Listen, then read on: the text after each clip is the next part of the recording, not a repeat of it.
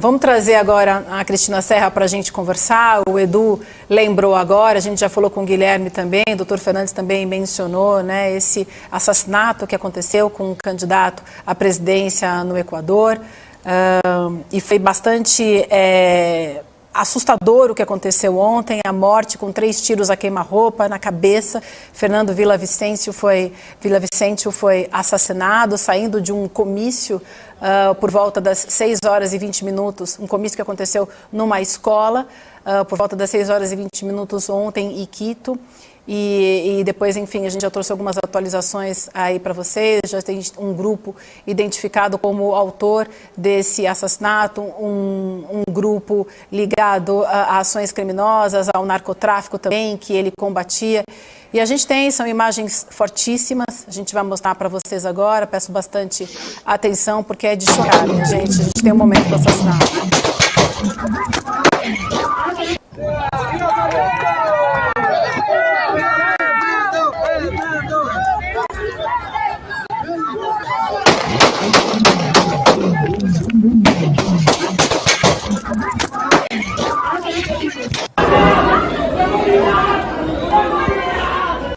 Vivian, deixa eu trazer mais um dado, uma atualização. O presidente do Equador, o Guilherme Lasso, ele decretou por 60 dias um estado de emergência no Equador, lembrando que as eleições no Equador acontecem daqui 11 dias, então o assassinato do Fernando Villavicencio aconteceu 11 dias antes das eleições.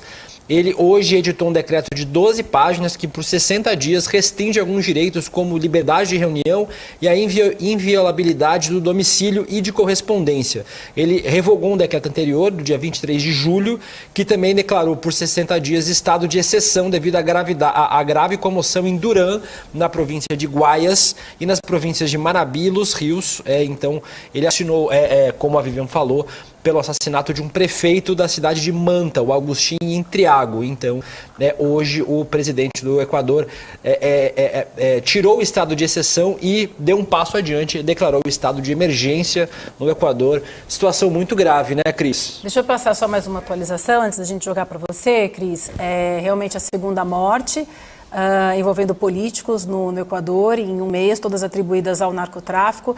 Nesse assassinato ontem do candidato à presidência, outras 3 pessoas morreram também, tem segurança policial, o próprio autor dos disparos também morreu e mais de 9 pessoas ficaram feridas.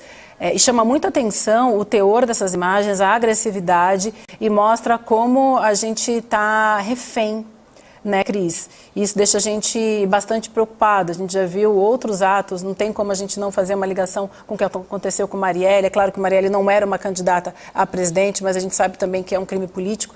E isso deixa a gente bastante assustado com o momento que a gente vive no país, né, no mundo de uma maneira geral. Bom dia, Vivi, William, todo mundo que está aqui com a gente.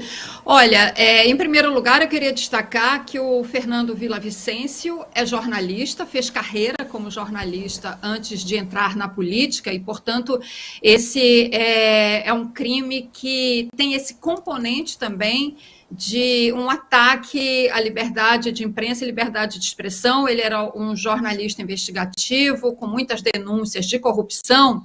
Agora, eu quero chamar a atenção para um detalhe que já casa, inclusive, com essa informação que você acaba de dar, do envolvimento, Vivian, de grupos ligados ao narcotráfico, organizações criminosas, porque o Villavicencio propôs, durante a campanha dele, um plano de combate ao narcotráfico.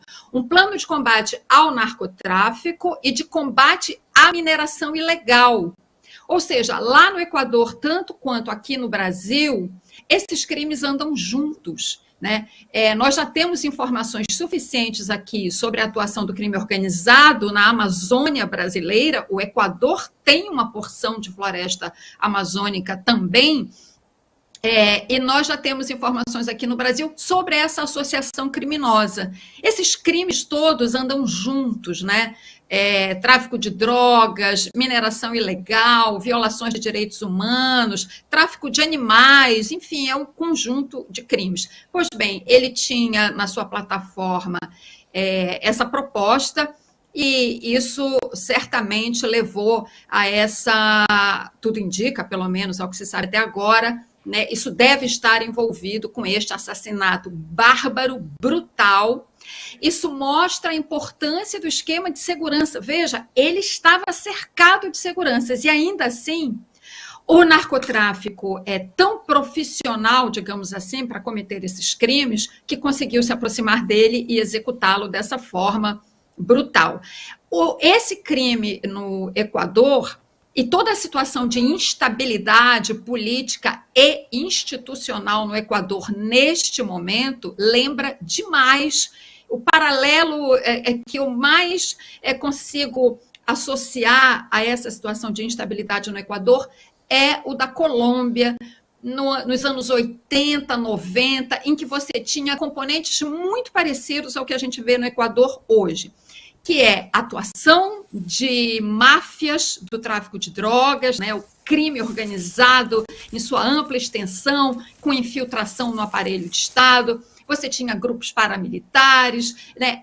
É diferente, um componente diferente é que você não tem no Equador, como tinha na Colômbia, a atuação de uma guerrilha como era, né, as Farc. A Colômbia superou, fez um processo de paz e hoje o país segue em frente, né? Mas esse alcance do crime organizado, né, e sua repercussão no mundo e na disputa política me lembra, até porque houve uma eleição na Colômbia, né, eu estou falando ali fim dos anos 80, começo dos 90, em que um candidato presidencial também foi assassinado. Anos depois, você teve o sequestro de uma candidata a presidente, a Ingrid Betancourt.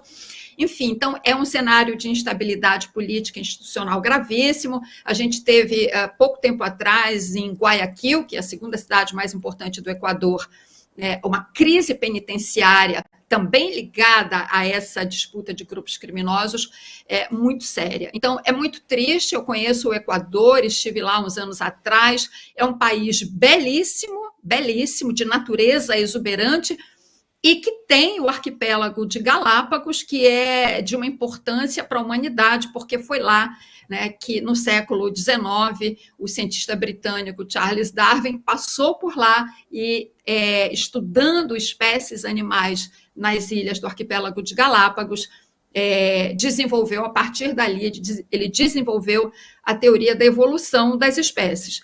Então, é com uma imensa, imensa tristeza que eu vejo isso acontecer, este momento, no Equador, e a gente espera que, de fato, as eleições consigam ser realizadas e que o país possa superar esse momento dramático.